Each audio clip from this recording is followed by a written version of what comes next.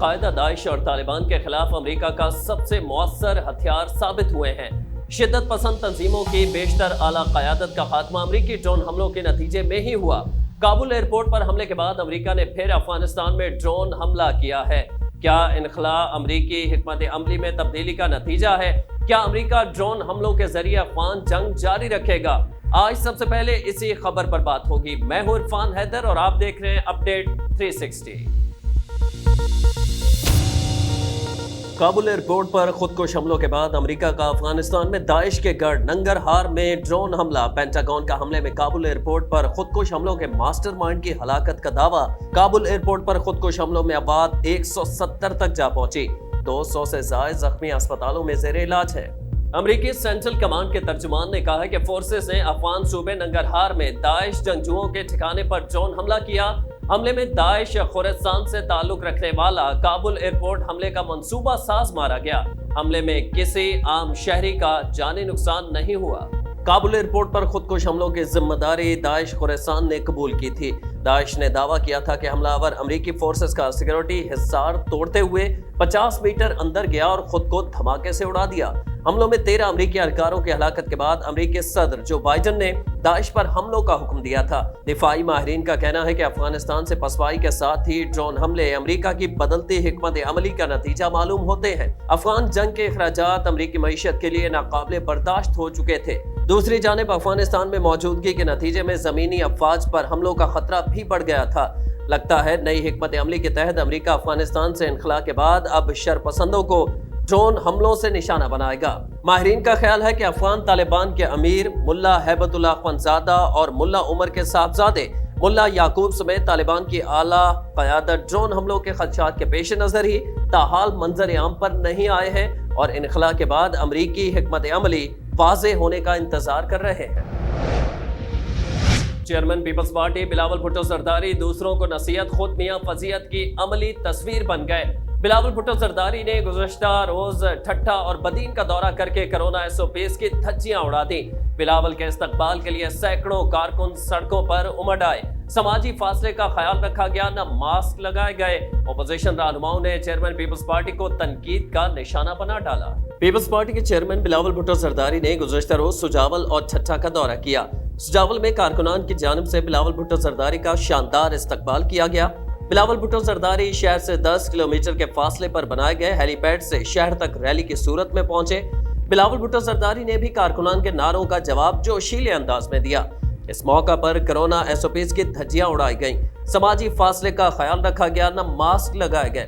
Bilawal Bhutto Zardari rally کی صورت میں ٹھٹھا بھی پہنچے، یہاں بھی کرونا SOPs کا کسی کو خیال نہیں آیا۔ سندھ کے اپوزیشن رہنماؤں اور عوامی حلقوں نے چیئرمین پیپلز پارٹی کی اس دو عملی پر سندھ حکومت کو شدید تنقید کا نشانہ بنایا ہے۔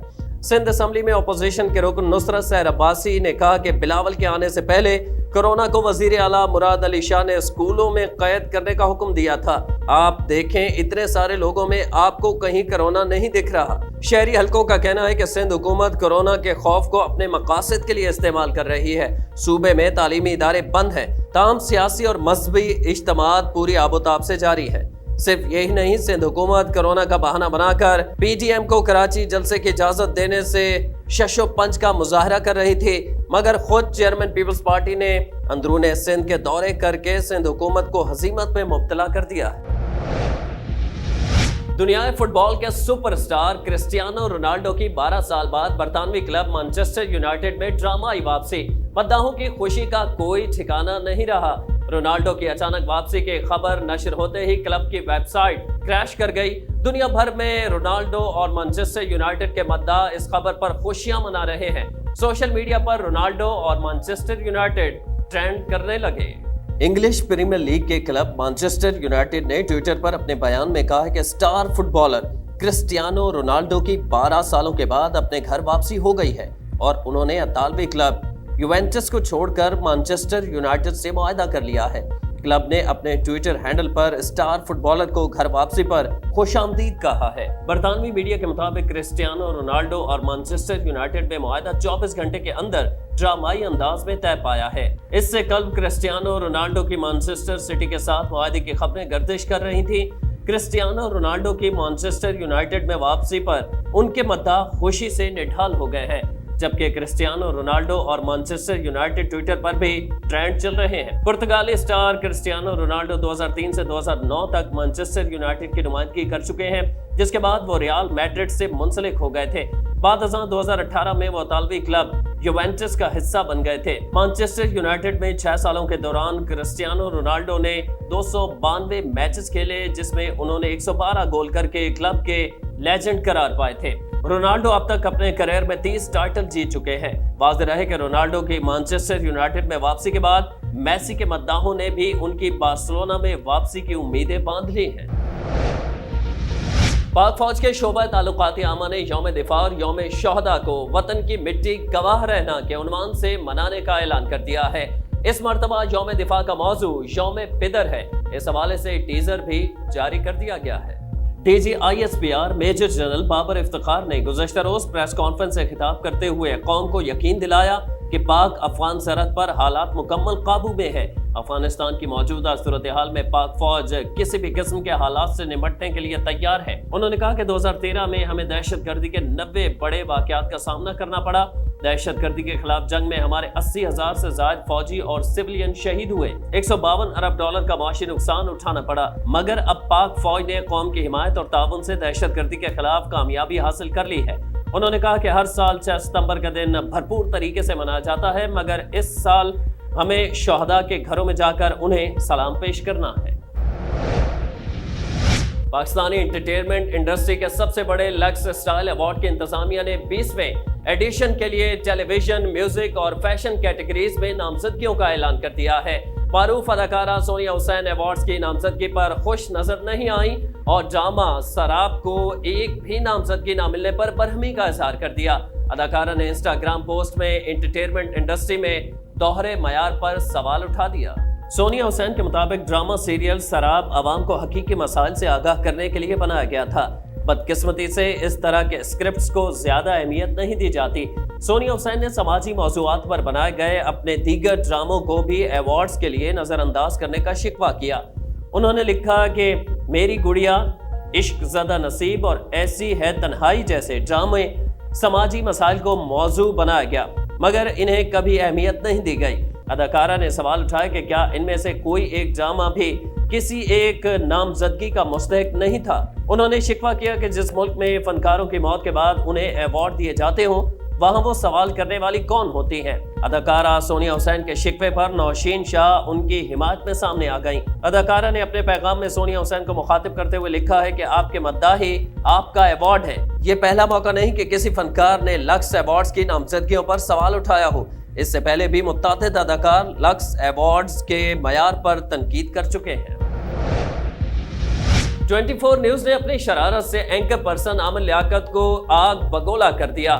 लाहौर में खातून को हिरासत करने वाले मुलजिम की गिरफ्तारी की खबर पर मारूफ एंकर पर्सन आपे से बाहर हो गए। आमिर लियाकत चैनल के मालिक मोहसिन नकवी और साबिक सदर आसिफ अली सरदारी को धमकियां देने पर उतर आए।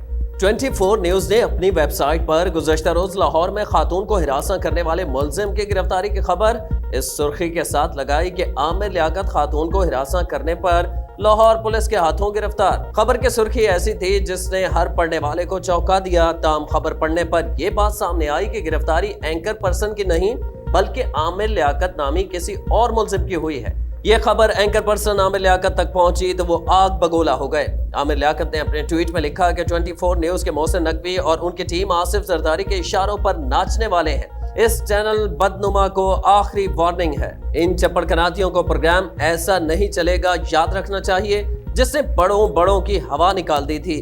क्या फिर हवा निकालूं? इमरान खान की दुश्मनी में हर खिलाड़ी को ना छेड़ो।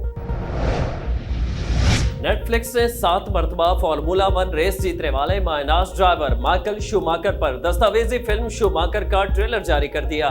माइकल शूमाकर की जिंदगी पर बनने वाली फिल्म उनके करियर के 30 साल पूरे होने पर रिलीज की जा रही है। डॉक्यूमेंट्री में माइकल शूमेकर की निजी जिंदगी से मुतालिक अहम बातें शामिल की गई हैं।